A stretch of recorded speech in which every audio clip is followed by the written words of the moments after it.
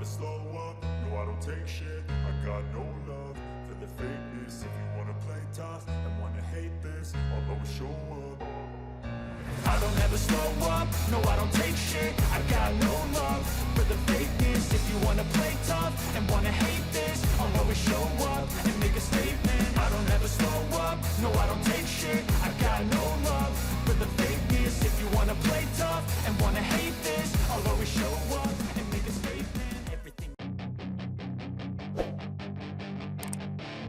Marc Marquez memanfaatkan jeda musim panas dari MotoGP untuk memulihkan cederanya di Grand Prix Jerman. Grand Prix Jerman penuh dengan cahaya dan bayangan bagi Marc Marquez. Pembalap tersebut menjalani akhir pekan yang luar biasa dalam hal hasil, berbagi podium pada hari Minggu dengan saudaranya Alex. Di sisi lain, mobil Gresini mengalami kecelakaan parah pada hari Jumat di Sachsenring, patahnya tulang jari pertama jari telunjuk tangan kiri. Pria asal Cervera ini juga mengalami luka memar di bagian tulang rusuk yang mengganggunya sepanjang akhir pekan, meski untung tanpa patah tulang. Cukup dejavu dibandingkan dengan apa yang terjadi musim lalu di trek Jerman pada musim terakhirnya di Honda. Namun, cedera jarinya tergolong ringan. Meskipun pukulan dapat menggantikannya, sehingga mempersulit pemulihan. Pengendara kembali mengendarai sepedanya untuk sprint dan balapan jarak jauh. Tak puas dengan itu, ia melancarkan dua comeback hebat. Selama sprint, ia meningkat dari posisi ke-13 ke posisi ke-6. Sedangkan pada Minggu, ia menempati posisi kedua di belakang Pecco Bagnaia dan mengungguli kakaknya Alex, yang menyelesaikan podium. Semuanya baik-baik saja dengan patah tulangnya. Bagaimanapun, dengan istirahat 3 minggu di depannya, Marquez memanfaatkan kesempatan ini untuk mengunjungi dokter kepercayaannya di Madrid. Juara dunia 8 kali itu diserahkan ke tangan Dr. Ignacio Roger de Ona di Rumah Sakit Ruber Internasional di Madrid. Di sana ia menjalani pemeriksaan, dalam kata-kata pilot, mengevaluasi semua cedera Sachsenring.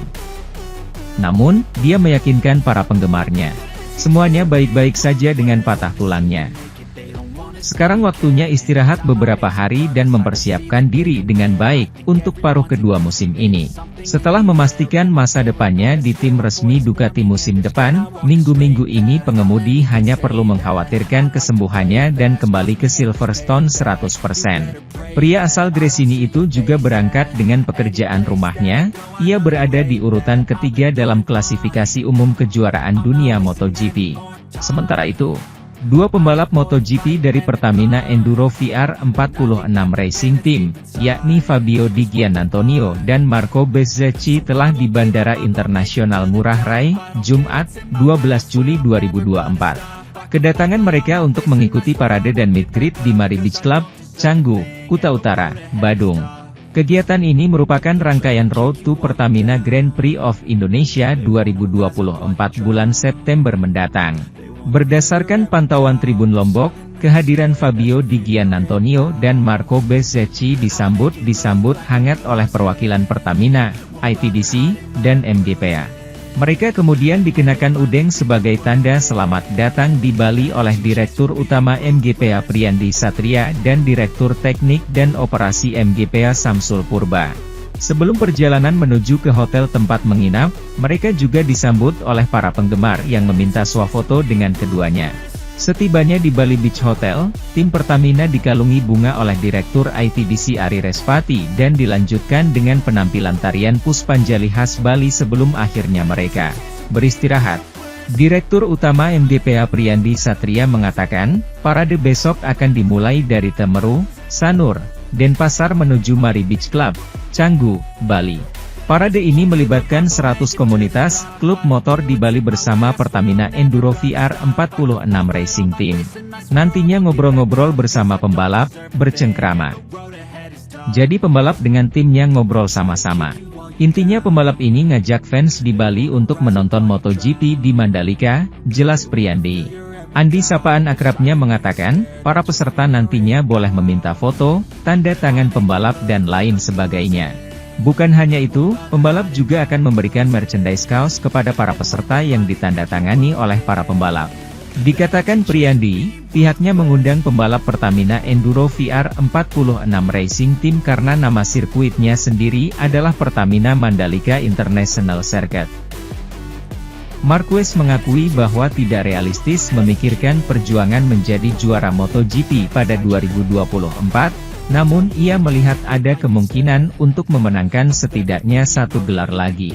Setelah wawancara seperti biasa, tibalah waktunya untuk pertanyaan cepat dan jawaban instan, dan Marc Marquez ditanyai berapa banyak lagi kejuaraan dunia yang akan dia menangkan dengan Izaskun Ruiz, dan dia menjawab, ayo kita lakukan yang berikutnya. 1. Ketika wartawan bertanya kepadanya apakah hanya satu, atau setidaknya satu lagi, dia menjawab, setidaknya satu.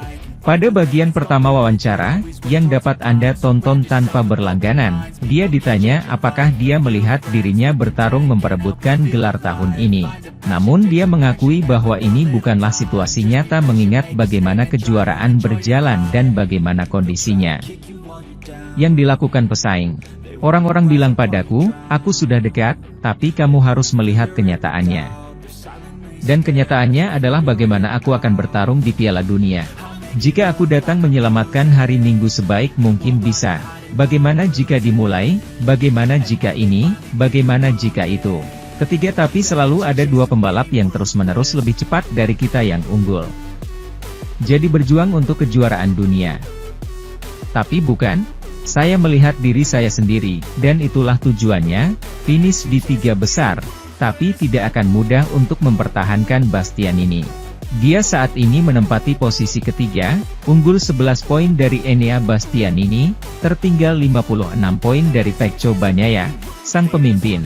Ditanya apakah dia pernah melihat dirinya berjuang untuk menjadi juara tahun ini, dia berkata, ada saat-saat ketika Anda melakukan Jerez Le Mans. Anda mengatakan pada diri sendiri untuk melihat apa yang terjadi di Montmello Mugello, tapi Montmello lagi Anda terlihat jauh. Di Mugello saya lebih dekat dari yang saya harapkan, namun di Montmello dan di Belanda saya sangat jauh.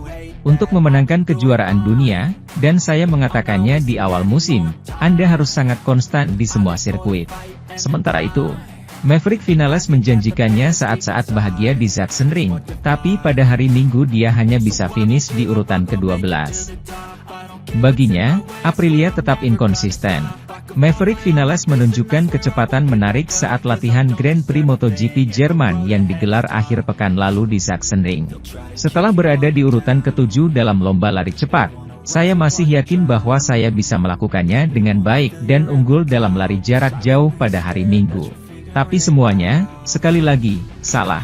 Aprilia menunjukkan perilaku yang berbeda dari yang diharapkan pembalap Spanyol itu, seperti yang dia akui, dan segalanya menjadi rumit baginya setelah keluar jalur, yang menyebabkan dia tidak masuk dalam 15 besar saat kembali.